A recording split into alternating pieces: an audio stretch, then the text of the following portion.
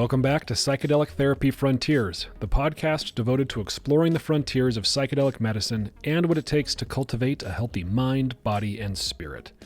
I'm Dr. Steve Thayer, and today my co-host, Dr. Reid Robison, and I give a little trip report on our experience at the Psychedelic Science conference put on by MAPS in Denver. It was an amazing, thought-provoking conference, the experience of which I am still recovering from and trying to integrate.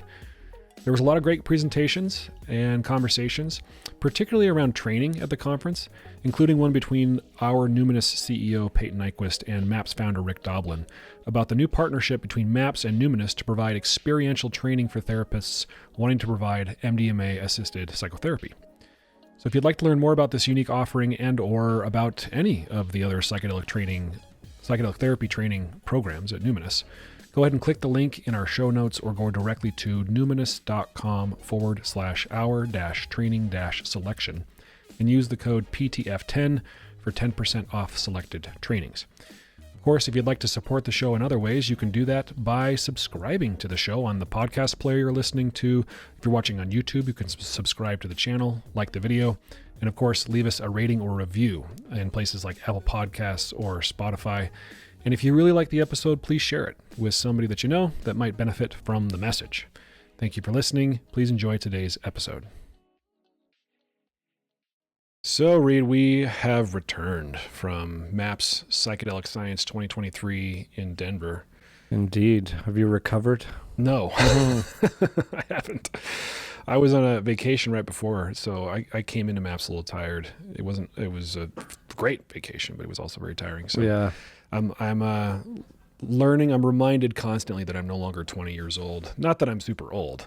I'm pretty healthy and vigorous for a 40-year-old dude, but yeah, I'm still pretty tired. It was a really great conference. We're going to recap it today, but also each person I've talked to about it has sort of had a similar take in that it was cool, thought-provoking, a little overwhelming. I mean, it was a lot of people, lots of different talks. There was a lot of opportunities to hear cool people speak about cool things that were also scheduled at the same time. So, you really couldn't go to everything you wanted to go to, but. Yeah, looking back on it, on my notes, when thinking about doing a recap with you, I realized how little of the talks I actually caught compared to how many there were. I mean, there were a lot of meetings, a lot of great networking, and of course we had a pretty cool booth there that we'll talk about. Yeah. Spent a lot of time hanging out by our Numinus yurt. It was really cool. So the Numinus yurt, you'd go in there and it was all you were surrounded by mirrors. And it was cool because you could close the door and it was a little quieter in there. The convention space was pretty noisy. But the mirrors were a little disorienting. Yeah. I stood in there for a minute, sort of looked around like, this is cool. And now I'm getting a little dizzy. Trippy. Yeah. Yeah, that was cool. And it was like, kudos to our creative colleagues, the marketing team and, the PR comms folks and the contractor they hired to construct this on site in Denver. It was pretpretty cool. Yeah, I talked to him for a bit at dinner on Tuesday night, the night before you came in. It was great. He said that the Numinus folks just sort of said, "This is kind of what we're thinking. Go for it." And he felt really empowered to be a creative person and create something cool. Awesome. Reminds me of one funny little moment on the last day that highlights the juxtaposition of the conference. I was hanging out at our booth, answering people's questions. There were tons of questions after Peyton had his conversation with Reid Robison on MDMA therapy, training, etc. And I was talking to this psychiatrist, having this cool conversation about the clinical rollout. And then along comes a unicorn to the booth. It was a guy dressed in the best unicorn costume I'd seen in a long time, and hung out in the yurt for a while. Yeah, that is a great example of that, like you say, the juxtaposition of people that are at a conference like this. And I remember having this thought at the first psychedelic conference I ever went to years ago, but it was certainly on display at this one, where you have the academics there doing clinical research. You have the clinicians there interested in training and how do we do this work. You have the sort of the business folks that are working on bringing psychedelic medicines to market. You have sort of what I've labeled like the Burning Man crowd, people dressed up in costumes, Yeah. performances in the hallways, drum circles, here and there sprinkled about. And then psychedelic enthusiasts, people who aren't in the quote unquote industry or in the space. Yeah. And then a contingent of people trying to protest and speak about colonization and the indigenous perspective. And there was even some tension there between these various groups. So it was just an interesting space to be in. I did a lot of sitting back and observing and listening. I will say it was super gratifying for people who, for me, when people came up to us to talk about the podcast. I was kind of shocked, actually, that every day I had a few people come up and like, hey, I recognize your beard. Or that was fun. That was awesome. It made me realize that these are our people, our colleagues and friends who we're talking to and for and having these conversations for. Yeah. So if any of you are listening that came up and talked to us, thank you for coming up and saying what you said. And we have a small audience, but it's so gratifying for me to know that there are people listening and that people benefit or at least enjoy our episodes. Yeah, I remember walking up to the conference. I arrived, like you said, after you, and so it was already going on, but just walking up to the convention center, there were people hula hooping out front, dressed like a fun Burning Man crowd might. And then there's this guy named Fungi Flows rapping into a mic out on the street with his mushroom hat. And then I walked into a presentation by Johns Hopkins on the risks of psychedelics. It was kind of fun. Yeah, I know. There are people who have a critical perspective on the way the conference was comprised in that way. That some people felt like it should have been more academic, or maybe even less academic, and more quote unquote serious, or maybe less serious. Yeah, depends on your perspective, I guess. And I will say that even in hearing critique from people, for the most part, they had a great time and a great experience. And of course, to pull off a meeting of 12,000 plus people, where the MAPS wasn't expecting that kind of turnout, it just exponentially blew up. And to have the national media attention on it, with like Aaron Rodgers and other people coming to speak, no small task to pull off what they did. And yeah, we could reflect a lot on what the field needs and navigating the psychedelic renaissance in a good way. But the last point I'll make is that I really appreciate the multidisciplinary, collaborative, welcoming approach that our field takes to these meetings. Like I love that it's full of not just like clinical people, not just prescribers. You got therapists, and not just therapists, but you have coaches, guides, indigenous elders and groups presenting their perspective, and filmmakers and thought leaders, stakeholders of all kinds, which I think is super cool. Yeah. And comedians, satirists who are taking the piss out of the whole, so-called Renaissance or movement. I went to one talk that was, I forget the name of it, but it had satire in the title, something about like satire is also sacred. And it was by the micropreneur guy. Let me look at my notes. I might have written his name. Yeah, Dennis Walker from Micropreneur, and then Adam Aronovich from the Instagram account Healing from Healing, which I think is hilarious. I mean, it's super brutal memes about this industry that I really appreciate, because I love comedy. I love satire. I think their memes are hilarious. And it was fun. Like, Dennis was in a full suit with cannabis print on it. It was like cannabis leaves on his suit. Oh, funny. And then I ran into another comedian. I forget his name, but he does some pretty funny takedowns. We also saw Eric Andres live and in the flesh during a concert that one of the nights before Flaming Lips. That was pretty cool. Yeah. Yeah, that was the second night. The first night we tried to get into that East Forest concert, but there was a a hailstorm from hell that like injured people. We were driving around in the Uber looking at rivers of water come down the steps of these buildings, and we called it. We weren't able to get into the concert because we were just getting hammered. But yeah, when we were sitting in that dinner that night, I think that's when the worst of it hit. We were in the Roland Griffiths dinner honoring him, and where Alex Gray unveiled that super cool art. That was so cool. Yeah. But then the hailstorm hit, and it was so loud in this warehouse kind of room we were in. And then I later heard that at Red Rocks Amphitheater in Colorado, there were a lot of people injured, and it was mayhem there as people scattered suddenly for something that they don't see every day. Yeah, that was wild. That Griffiths dinner was really cool. Just seeing people honor him and his work, and just the quality of a human being that he is. Yeah, and I thought Alex Gray's painting was a beautiful tribute. Yeah, that was touching to hear his friends, aka colleagues from academia, regulatory groups, from non-clinical populations, just coming to talk about their multi-decade friendship that developed mostly around this work and how much of an impact he's made as a human. It was really inspiring. Yeah, inspiring and special. I didn't get to go to his presentation on, what was it, the religious... Yeah, I was there. Okay. Yeah, it was good. He ended it, there was, of course, a standing ovation in the big auditorium, thousands of people. And as he got that standing ovation, he just stood there with like namaste hands and cried.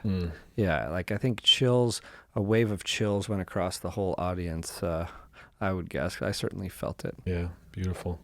Yeah. What was that study about? It was almost like a repeat of the Good Friday experiment, right? Is these sort of religious leaders who got experience with psilocybin, and then similar questionnaires that were given in the original study. Yeah, and that was something he touched on and had a talk on later in the day, but the study's not fully complete. So the bulk of the talk I went to was more, I think it was called like Reflections on Spirituality, Mindfulness, and Mortality. Like he's been talking about on in some big media outlets lately, given his colon cancer diagnosis, and the fact that he led so much of that early end-of-life anxiety psilocybin research. Yeah.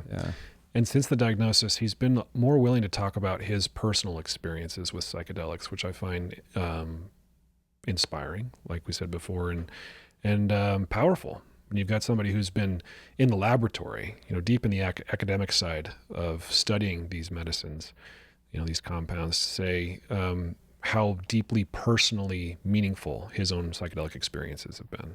Yeah. That reminds me, and I just pulled open my little pocketbook from the meeting. There was a part of his talk where he said to him, the three parts of the psychedelic experience that are most important are this. One is the feeling of connectedness or unity you can get. Two is that it's precious or sacred. And three, that there's that noetic quality or just a knowing of a feeling of truth. And he said that those set the stage for enduring change. And he presented some data on the mystical experience and how they academically deconstruct that kind of thing. Yeah. Yeah, that speaks to sort of the general tenor of enthusiasm that was present at the conference, which you'd expect. But you and I had a couple conversations about the bubble of enthusiasm around this work, and that it's also really important to talk about some of the drawbacks, some of the limitations, some of the potential harms that are present when a person takes a psychedelic drug. Yeah.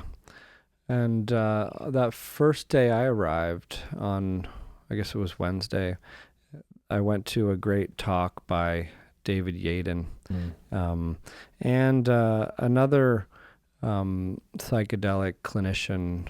I forget her last name, but Sushi. She's a trainer for Fluence and I believe a Hopkins colleague. But Those were great talks. I think Yaden's was even called something about the bursting of the hype bubble, because he wrote that paper with Roland Griffiths about preparing for the bubble burst.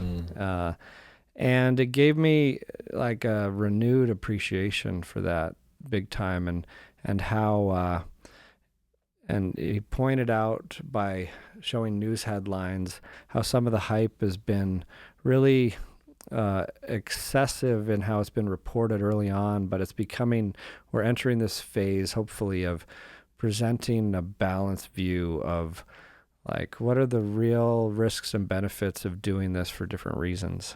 Yeah, and what the data actually say. It's not uncommon for news organizations, journalists, or whatever to cherry pick data or interpret the data without a thorough scientific understanding of what the data actually indicate. Clickbait. And to either be excessively critical or excessively enthusiastic based on that. Yeah, and I think in order for these aims of the community to be realized, including like decriminalization, legalization, availability of these substances for not just therapeutic reasons, but for kind of personal, religious, spiritual, and other, like, in order for those to come to fruition, there needs to be a pretty sound approach that doesn't ignore risks. And it could be a cognitive bias either way. Like, these things are all good or all bad, and we know that the answer lies somewhere in the middle. And we can also make a strong case with real data that the benefits outweigh the risks for an increasing number of purposes, but we need to present the whole picture for sure. And I think that's what you and I try to do on here.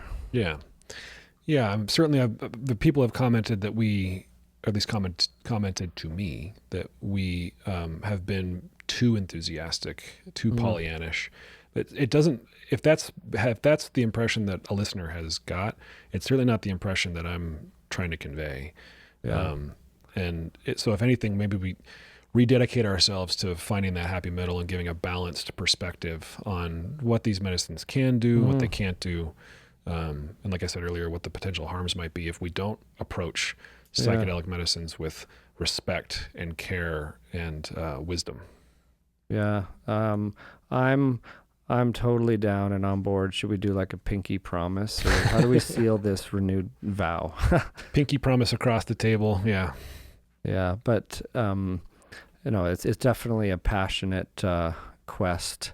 I think we both share of presenting the whole picture to people in there's never an unbiased way, but trying to put aside as much of the bias that we all naturally have. Yeah. So people can use these things wisely. Yeah. I like what you said. There's never an unbiased way to do this. Human beings are incapable of dropping all bias. I mean, a lot of what our personalities are, perspectives are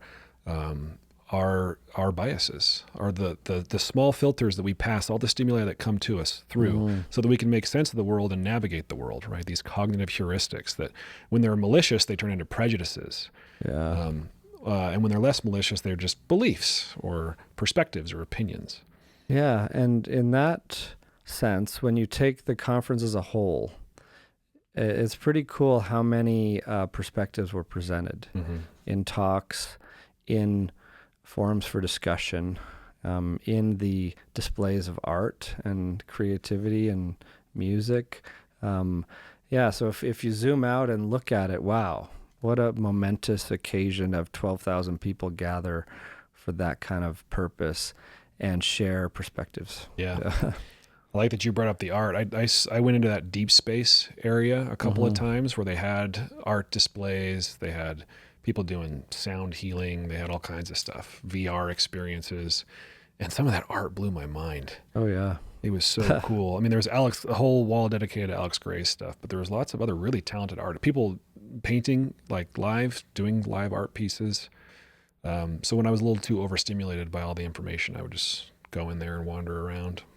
The funniest thing for me when I went into deep space is coming out of this big exhibit hall or the big lecture halls, but for some reason there were a bunch of kids on light up scooters zooming around the place, like 5, 6-year-olds.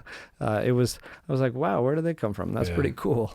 Yeah. There's a group doing kirtan, like devotional music over there, and people painting, and then a whole bunch of people down on these like vibroacoustic sound trippy tables with headphones and eye shades. Yeah.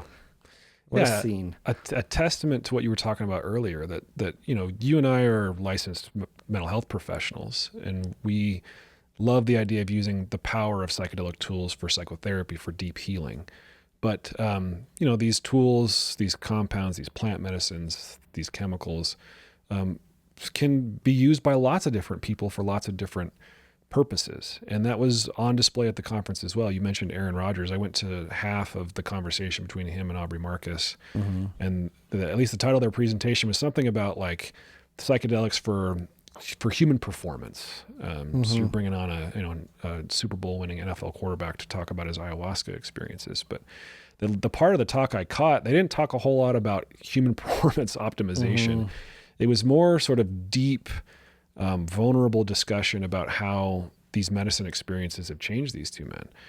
And hearing Aaron Rodgers talk about, being in the locker room with teammates that he's been in the Maloka with, that he's been in ayahuasca ceremony with, there's a bond and a connection that wasn't present before. I bet. And that he's talking about understanding this other person, and this other person is his brother, because they've been vulnerable together in a way that is really unique. Yeah. I'm just thinking of how we've found ourselves in ayahuasca ceremonies together a time or two. And yeah, there is a special kind of getting to know one another attunement that goes a long way in this work. Yeah. I've talked about it on the show in terms of the shared ordeal. It's something that's present in groups of people that go through any kind of struggle together, certainly in people who just hike or climb a difficult mountain together, or people who are in battle together, or like couples who've gone through tragedies together. There's something about navigating struggle together that can really, really bind people in a way that's difficult to put words to. Yeah. And I would say that on that same note, Hannah, my partner and fiance, and we live together and get to work together sometimes in dosing sessions on our psychedelic studies, ketamine groups. And it's a pretty special kind of attunement. I know not every couple would say this, that they'd want to go team up and do psychedelic therapy or any job with their partner. Right. But I think that's something in general something to celebrate in my mind, is the fact that we have been through this struggle that is like navigating a beautiful relationship together. Like it's, struggle is probably not even the right word. Even without any tragedy setting, it's it's a really neat kind of attunement. And that reminds me, a little tiny side note tangent. When Hannah and I were in a dosing session last week or two on one of our psychedelic studies, long dosing session, towards the end, there's this music that starts coming up. I thought it was from outside, like a marching band. So I'm looking out the window.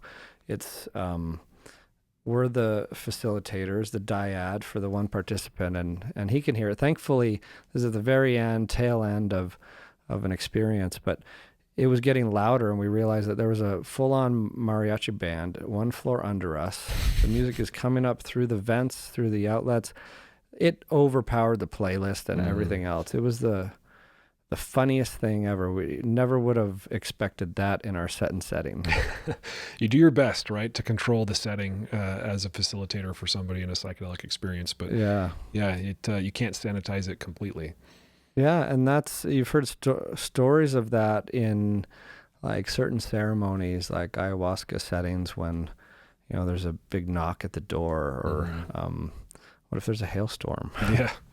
Well, and it can be a stimulus for the work too. I've certainly seen that happen in group settings where one person is like when we did our ketamine first frontline healthcare worker group, one person is very vocal while other people are more quiet and introspective. And the stimulus created by each person becomes another entity in the room, right? Yeah. There's this sort of gestalt that they all react to and can be great catalysts for processing and for change. Yeah, everything that happens is part of the experience, part of the journey, whether we like it or not, and we can't control it all. And therefore, it all becomes content for the meaning-making process in integration, and all the triggers become friends to follow. Yeah, an opportunity for surrender. And letting go of that control you mentioned. Yeah, like we've talked about. I think you've mentioned some triggers early on of people loud breathing or noises in a group setting you've been in. Yeah, meditation setting. Yeah, for sure. One story comes to mind that sums up another really cool part of the conference. After it was all done, Han and I were taken off in an Uber to get some dinner, like unwind from the conference the last evening. And the Uber driver picked us up at the convention center, so knew we were coming from that conference and started to ask these questions, shyly at first, but then was really so curious about this psychedelic medicine concept. And she said some things that really struck me. She says this has been like the best work week ever for her, because she's got to drive people from the conference who were so open about sharing their experiences. She was relaying on some older lady's psilocybin journey that helped her so much with her medical and psychological struggles. And then she said something about like the people at the conference are like a light, like a beam of light. And I've never seen such happy people, and it got her so curious. She said the whole week has been life-changing for her. Wow. Driving people from the conference. Man, butterfly effect. Like you never know the ripple effects of something like this in other people's lives. Yep. Yeah. That's cool. It's a cool story. So a couple other talks that stand out to me. I went to Paul Stamets' talk in the big amphitheater, and it was sort of one part academic presentation and another part like sermon. Stamets he's very articulate. He's very passionate about his work, and he presented some interesting data on his microdosing stack. Some recent data, because he's made adjustments to what he recommends in that stack, but it's psilocybin microdose with lion's mane and niacin and black pepper extract. I've seen in some of his recipes. I don't know if he presented it this time. Not in this one. This one is just those three. Did he give a dose? Because when he spoke at the last MAPS conference, I was there, 2019, Austin, and he had his microdose was 500, half a gram of dried mushrooms, like 500 milligrams of like psilocybe. Yeah, he did. I'm opening my phone because I took pictures of his slides. I don't remember. Yeah, no, it's just a curiosity because the term microdose is debatable, and some people land on a little higher than subperceptual, like. You know what I mean? Like a half a gram would be for many people.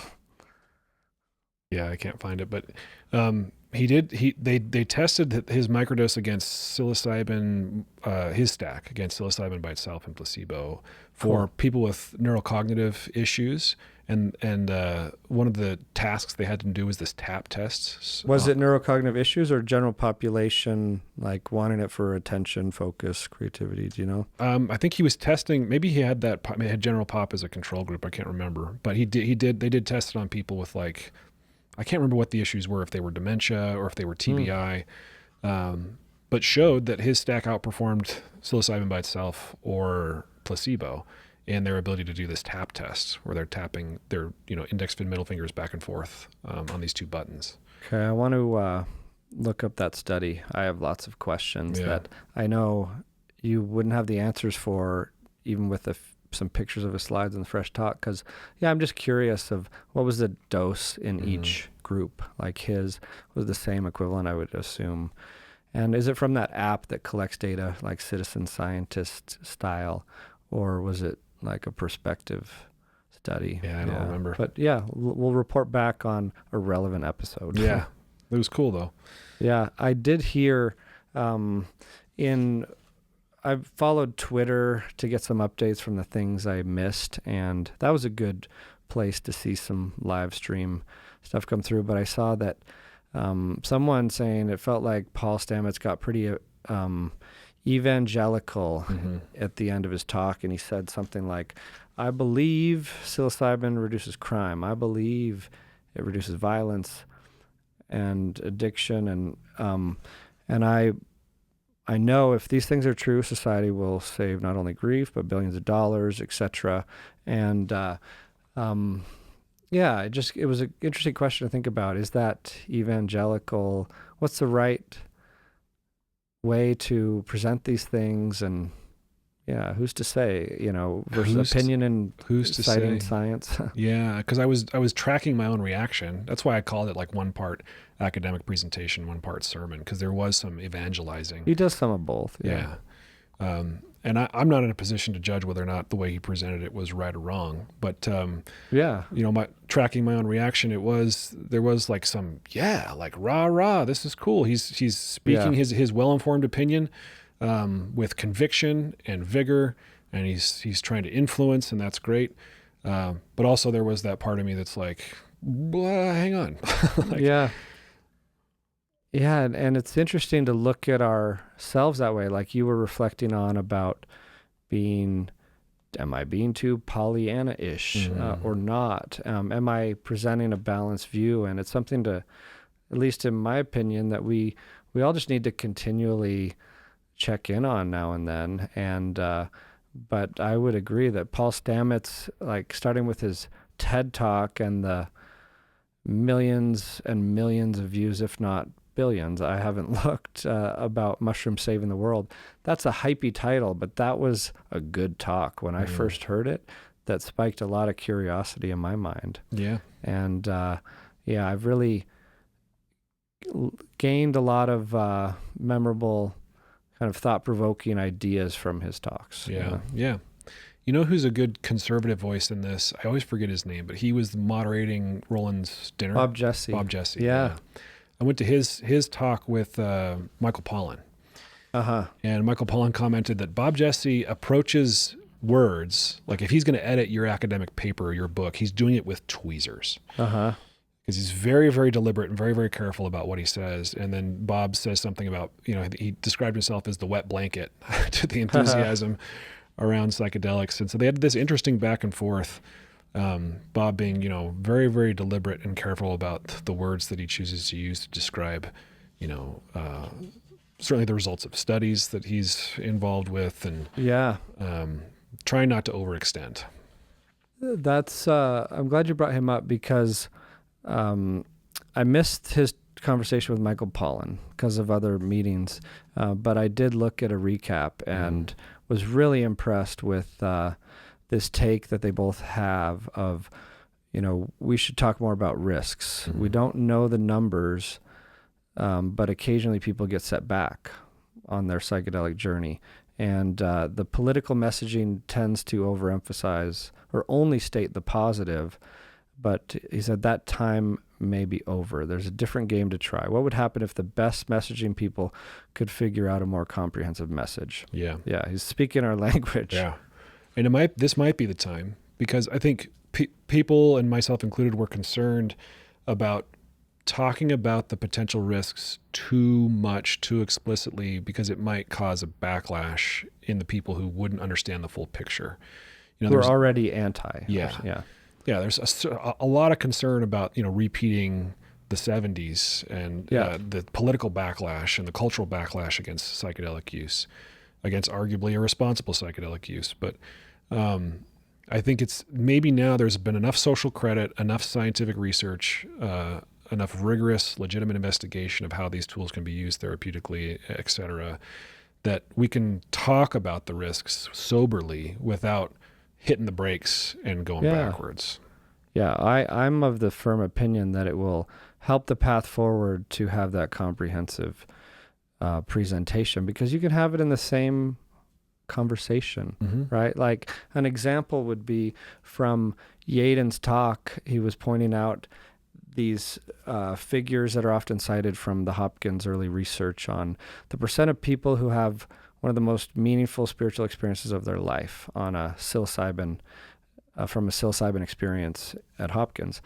And what isn't often cited is that there's an equally high, similarly high percentage of people who cite it as one of the most difficult experiences of their lives. And sometimes there's even like real consequences of needing to seek treatment, etc.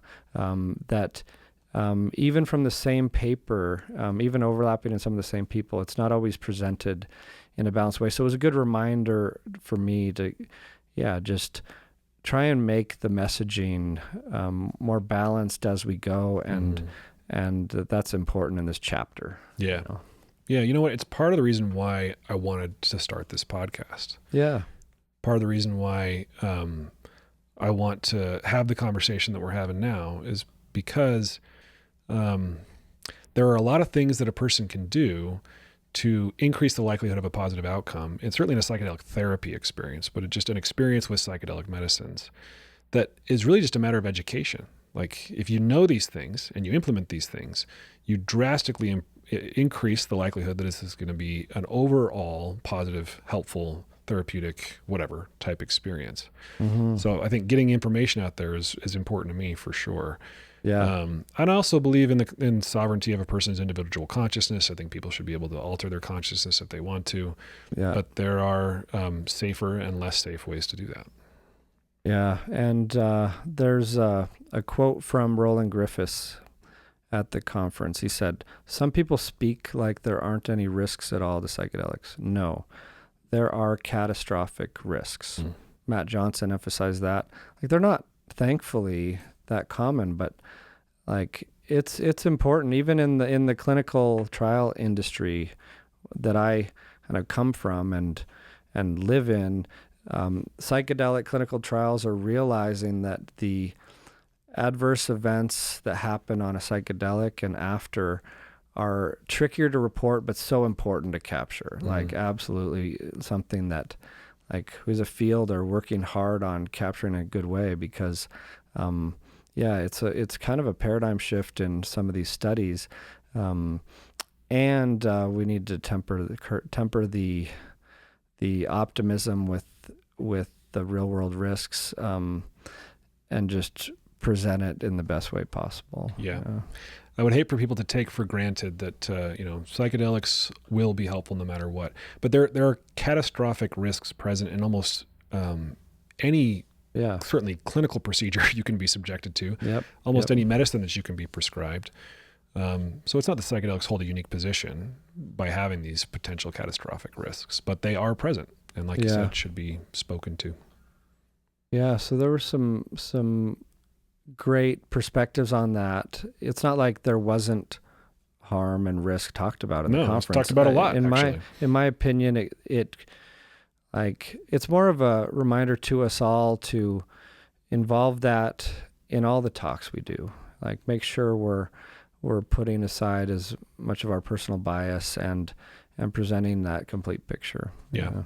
You know who I think does a good job of that is Raquel Bennett.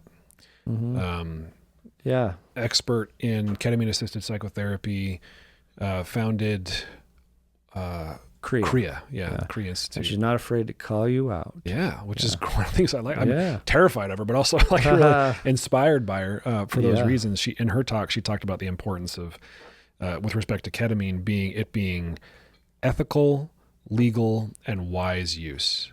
And that sometimes those three don't overlap. Like it can be legal, but unethical and unwise. Or it can be wise, ethical, but not legal. So she made some really compelling points, or specifically around the use of ketamine. I really like her perspective and enjoy hearing her speak. She's been an important voice. And that kind of brings up another thought. I think you were in at least some of that last lecture by Reid Robison, where some people kind of started a drumming protest, and he invited them graciously in Reid Robison fashion to come on stage and present their perspective that MAPS wasn't doing enough to give voice to Indigenous peoples. Yeah, while that was not what he was expecting in his talk, it is really neat how he navigated that plot twist, and important just to hear the voices in whatever way at this stage of the Renaissance. Yeah. I mean, there was even a time when there were other folks who were coming out and turning the microphone off or covering the microphone, and Rick was like, no, let him talk. He had them turn the microphone back on. And there could be a lot of opinions about what they said, and I don't know that I'm qualified to really speak to it, but it was really compelling, thought-provoking, unnerving, and I think all the important ways that people like us should be unnerved. But yeah, I'd love that there. I mean, I'm still digesting it all. Lots of perspectives to try to take in and take action on. One interesting thought on this came out of that Yaden and Sushi talk session where I think it was Sushi talking about the just like the shadow, we believe the shadow comes out in individual journeys in psychedelic work. As the culture experiences this psychedelic phenomenon, the shadow parts of the culture are going to spill out too. Like, it's not like the abuse, misuse, and ethical concerns are showing up for the first time ever in the field of psychedelics. It's like these things, as the field grows and goes on this hero's journey of its own, they're going to spill out just like it does in an individual. Well, and in true psychedelic therapy fashion, Rick turned toward the shadow. He allowed some light to be shed on it, which I thought was commendable. Yeah. Rick's not a perfect person, of course, but it was fun to kind of watch his handlers trying to rein him in at certain points. But was he in his white suit? Not that time. Yeah. For those of you who weren't at the conference, that he opened the session by coming out dressed in a white suit, completely white, and then had Rick Perry, former governor of Texas, Rick Perry, come out. And I don't know if this was coordinated. It kind of seems like it was, but Rick was wearing all black. And that was a fun juxtaposition. From a political perspective, though, the point made, I thought, was a good point, that, you know, the need for help, especially in the treatment of trauma, transcends political ideology. And we should all get on the same page and be enthusiastic about trying to bring the best tools to the foreground that can help people who've been harmed and traumatized. Yeah, I thought a lot about Rick Doblin's crusade while at that meeting. Just like we were reflecting on the journey and contributions from the life of Roland Griffiths and others. Michael Pollan was there, and look at like his role in the Renaissance with the pollinator effect, as people might call it, or how to change your mind. But we all know Rick Doblin's heart, and just like he welcomed people to have a voice on the stage unexpectedly, he's like, I saw him out there chatting up the artists, and just like such a beam of light, an example of that.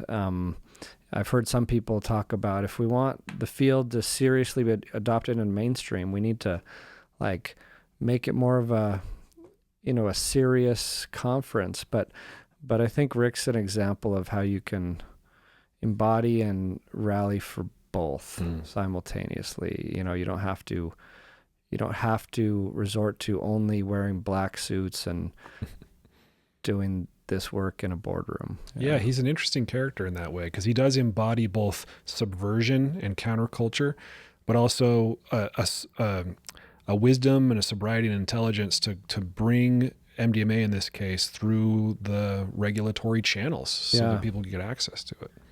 Yeah, so kudos, of course, to Rick. Like, look at what has come of this. And he's raised $150 million via MAPS to support to where it is to have this phase 3 data complete, striking data, disrupting treatment as usual, and a pending FDA submission decision. But I was thinking about it in terms of, there's some lessons to integrate too from the conference that hopefully, like others doing events like this and MAPS next time, can kind of look at what is that wise path forward. I heard some critique that you need to police the exhibit hall a little better, right? Like, I think they did that. I don't know really what happened, but I heard of maybe a vendor or two doing kind of gray area promotional, getting a little too risky with gray area substances or whatever it was.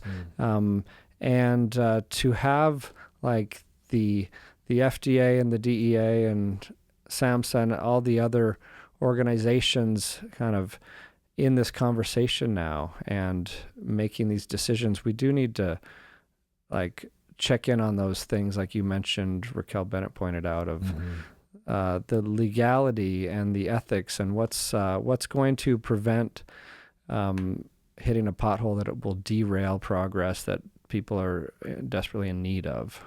Right. Yeah, it's important to pay attention to those things. It was, as a person who hasn't been to a lot of conferences, it was kind of interesting to walk around that convention hall space with all the booths, and you look at a poster presentation of somebody's psychedelic research, and then next to them is somebody selling rave clothes. Yeah. And then there's art, and then there's like probably 4 or 5 different mushroom grow bag vendors, and people giving out Kana extract samples and gummies. It was really fascinating. Yeah, it is.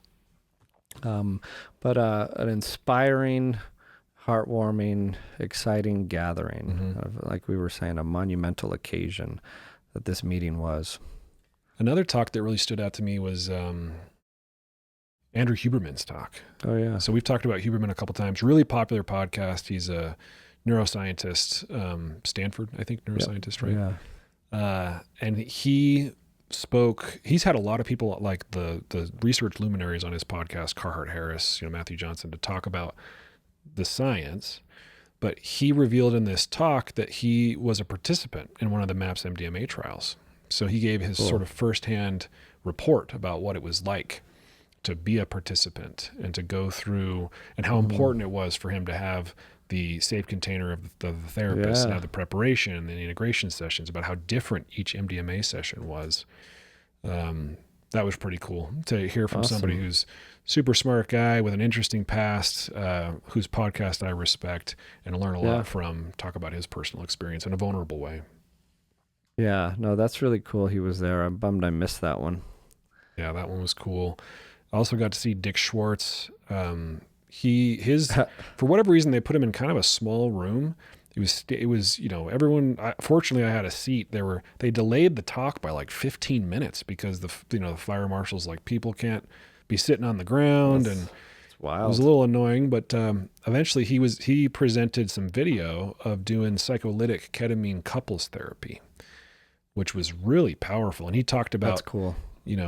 Dick Schwartz, IFS, he talked about doing parts work with ketamine helps you get down to the exiles, past the protectors and the managers really, really quickly. And then if you do the right prep work so that the protectors and managers aren't pissed that you've bypassed them, that you can make a lot of progress real fast. And it was fun to see that demonstrated in the videos. Yeah, after we just did a parts work episode. And after we just, in this room, finished a IFS plus ketamine group cohort that we're going to write up and publish. And that's the goal, is using these medicines as catalysts to do the work. And it's not the medicine that does the work. We may get out of the way so the medicine and the person's capital S self or inner healing intelligence can do the work. Yeah, so it kind of resurrected my interest in IFS. Cool. As a nice context for psychedelic work. We should ask Dick to come on the podcast. That would be cool. I'm just stating that. I'm planting a seed of manifestation. We do happen to have his email address. Right, so. yeah. Pull that out of the universe. That would be great. Dick, we're coming for you. We ran into a couple people that would be fun to have on the show. I went to a talk by Valeria McCarroll. Her talk was Embodying the Seat of the Psychedelic Guide, and it was profound. She is a poet, in addition to being a really smart academic and clinician. But she talked about what it means to be a psychedelic guide. And I wish I had a transcript of her talk, but a few notes. Cool. That a guide is a living intervention, an archetype. The seat of the guide is something that you cultivate like a garden. The seat. Yeah. So taking the seat of a psychedelic guide, Oh, what does wow. that actually mean to call yourself such a thing? It's a long game that you can't just plant and harvest overnight Yeah. as well. It made me thoughtful about training, right? I mean, we've talked about the training that we offer here at Numinus, lots of other training organizations. We had that exciting announcement that you mentioned earlier that Numinus is going to be involved with MAPS in providing experiential training with MDMA. Yeah, hopefully. so cool. And we're getting a lot of interest in that. So what does it actually mean to train a person thoroughly enough that they can say, okay, I feel ready, especially on the heels of talking to Rachel Harris, in a few episodes ago about these women, these guides who would apprentice for years before they felt ready or comfortable, or before their mentor approved them actually guiding people through psychedelic ceremony. So it just raised a lot of really interesting questions in my mind about how, as trainers, we help prepare people to do this work, and what does supervision look like? What does mentorship look like?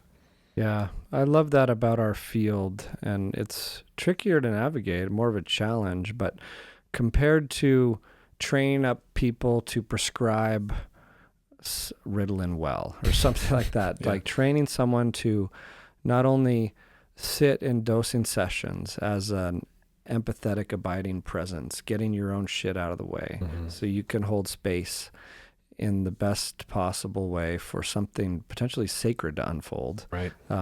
And to be able to practice kind of wise psychotherapy without over interfering to help someone do their own work in the weeks that follow is no small task. Yeah.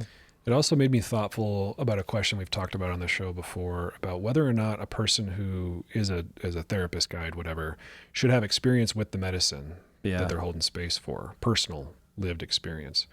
Part of the reason why we're involved in this MDMA experiential training is we feel like it's a really, really useful thing. We've talked about on the show before it being very useful, maybe not absolutely required, but man, I think at the very least, really, really useful. We talked about the metaphor of it's hard to walk somebody through a forest path that you've never visited or that you're not familiar with. Yeah. Or that quote that I've cited here from MAPS Conference 2019, when Tim Ferriss in a live podcast interviewed Marcella Adelora. He had his dog up there. I remember sitting there pretty close to the stage, hearing her say, you can only take someone as deep as you've gone. You can only hold someone's suffering if you're not afraid of your own. And that isn't to say you have to have suffered in the exact same way, right? But I like that, not afraid of your own. So yeah, and you can get to that in many different ways. And I like that you said experience with medicine, or the medicine you're working with, is very, very helpful. And I can't say it's absolutely essential to be able to hold basic safe space, to have experience with that exact same medicine, given we're in a legal system that doesn't allow an MDMA experience very easily. It's almost impossible to navigate in this moment obtaining legal MDMA like therapy, because the clinical trials are so spread out, and the big ones are wound down, and no country has legalized it. So because of what it can do, I think we're all of the consensus that it should forge ahead regardless. But yeah, that was an exciting announcement that Numinus put out the week before the conference. And the conversation Rick and Peyton had about it was just, super exciting. Yeah.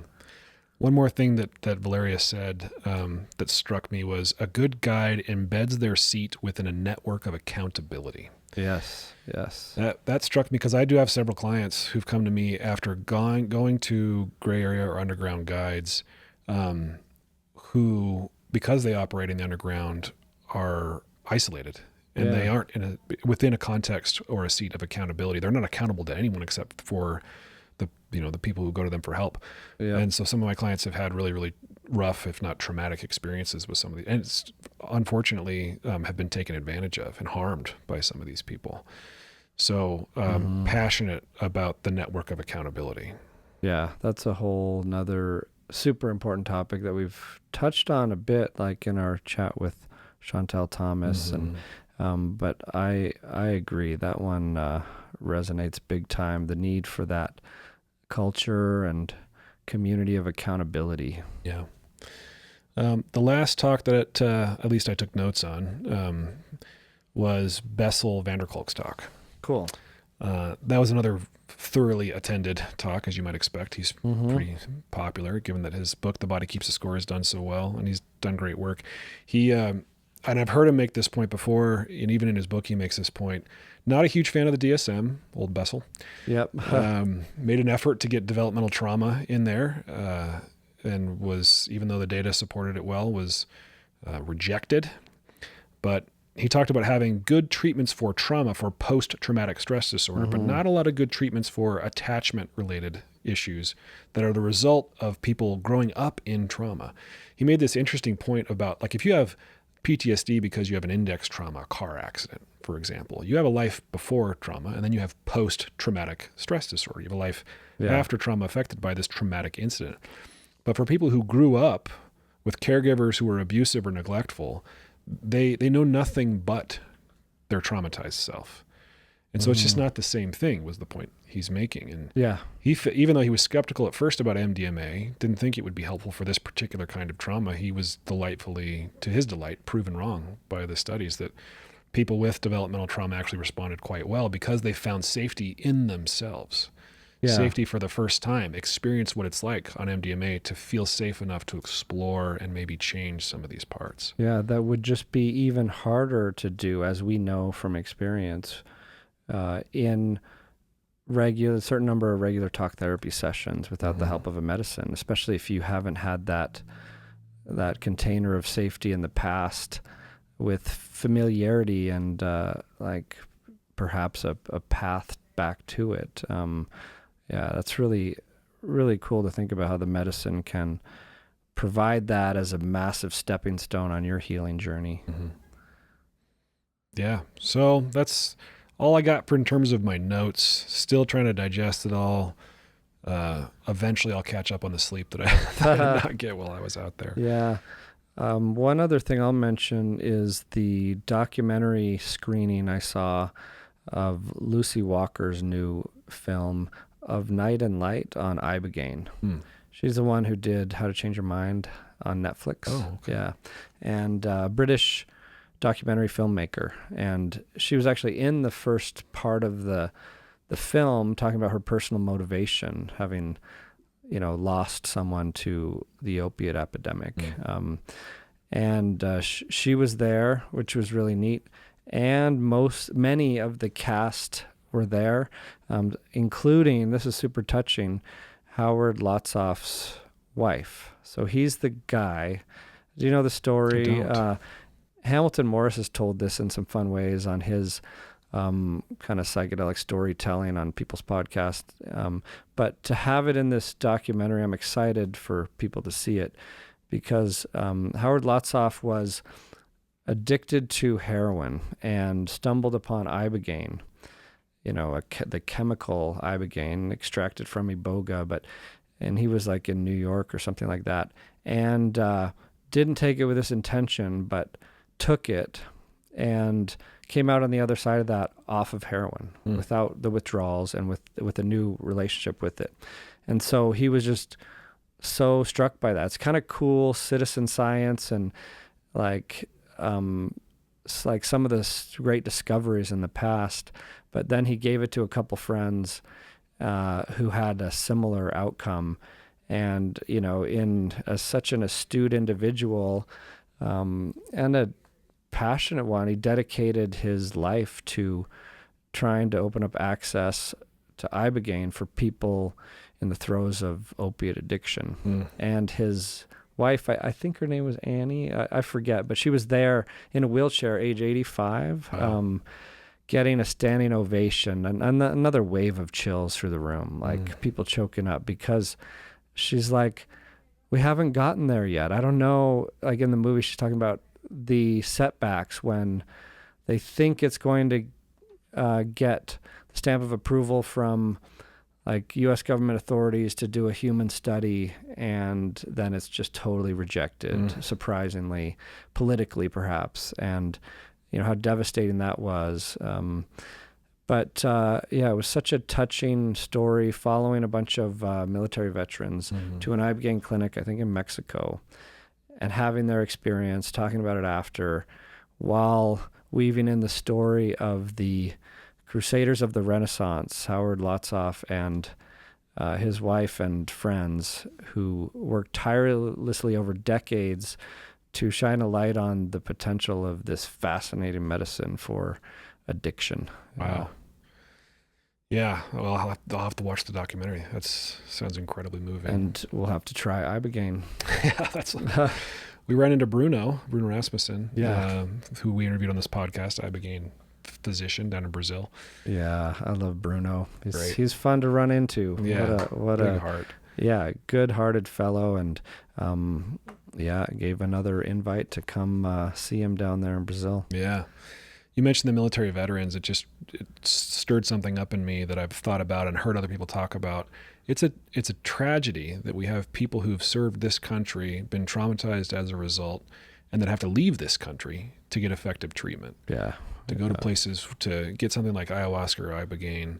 We have the Heroic Hearts Project, that is one of these organizations that brings veterans down to places where it's legal to do ayahuasca ceremonies, and I would just love to see that change. And I think I've heard even people, it might not have been Rick Perry, but other conservative politicians advocate for this. Yeah. It's nice to hear. No, I love that that's something we can, as a society, mostly land on a united front on. Like, everyone feels for the veterans and the like these tragic effects of PTSD after serving one's country, and the lack of good treatment options. Like, to see bipartisan support, thank God, come together and say, that we should fast track this, the exploration and access to this tool for veterans, because far too many people are dying of suicide with severe PTSD, and it's not okay. It's like, it's a tragedy. Yeah. Your mention of heroin addiction reminded me, I did go to Carl Hart's talk. Oh. And it was, he talked about the same stuff that he tends to talk about, but it was cool. Drugs for grown-ups. Yeah. Cool to hear that perspective about, read his book and you'd get the perspective. It pushes a button in me, to be honest, just of while celebrating all perspectives, I think we also, want to make sure our voices, our soapboxes, our message is, not doing unwanted harm too. Right. Because he has a stance that, all drugs can be used responsibly, even heroin, right? Did he talk about that? A little bit, yeah. Yeah. And I think that, you can see where he's coming from and I've followed with great interest the studies of how there's certainly a higher rate of addiction to a substance like that under stressful versus supported circumstances. Right. But I just, that's a terrible drug that I wish did not exist. And there are so many people getting hooked on it without getting blindsided by the addictive potential, and the overdose risk is a whole nother topic. Right. So it's I've heard Carl Hart speak as well, and but I'd love to have him on here and have a debate. Yeah, it's a complicated issue. I do love how he speaks about the, regardless of what you might think, the criminalization of drug users is a mistake. Oh, yeah. And it's oppressive, and it's exploitative, and it's terrible, it's tragic. Yep. And it's part of what makes the addictions, malicious and persistent. So yeah, lots could be said. That's all I got, Reid. Yeah. It was quite the conference. I know. Well, cool. It's fun to recap with you. This is integration of our journey last week. Yeah, this is an excuse for us to integrate. And I still don't know what to make of, we're sitting in a conference and then there are these giant pink pink robots come out on stage. The flaming lips. I showed my wife the video I took and she's like, oh, that's interesting. Yeah. I don't know that I want to go to a concert like that. It was fun though. I love that song, Yoshimi. Yeah. Yeah, you've introduced me to a lot of interesting music, Reid. It was fun. Yeah, that was fun. Well, let's do it again. Cool. Thanks, Reid. All right, till next time. Till next time. Psychedelic Therapy Frontiers is brought to you by Numinus, a mental wellness company committed to tackling the global mental health crisis by delivering best-in-class psychedelic-assisted therapies, contributing to the body of primary and clinical psychedelic research, and fostering healing through community connection and social responsibility. You can learn more about Numinus at numinus.com. That's Numinus.com. If you enjoyed the show today and you want to support us, here's how you do it. Rate and review the show on platforms like Apple Podcasts and Spotify. Subscribe to the Numinus YouTube channel, like the videos, and share it. Share the show or clips of the show with someone that you think will enjoy it. The content of this podcast does not constitute medical advice or mental health treatment. Consult with a medical or mental health professional if you believe you are in need of mental health treatment.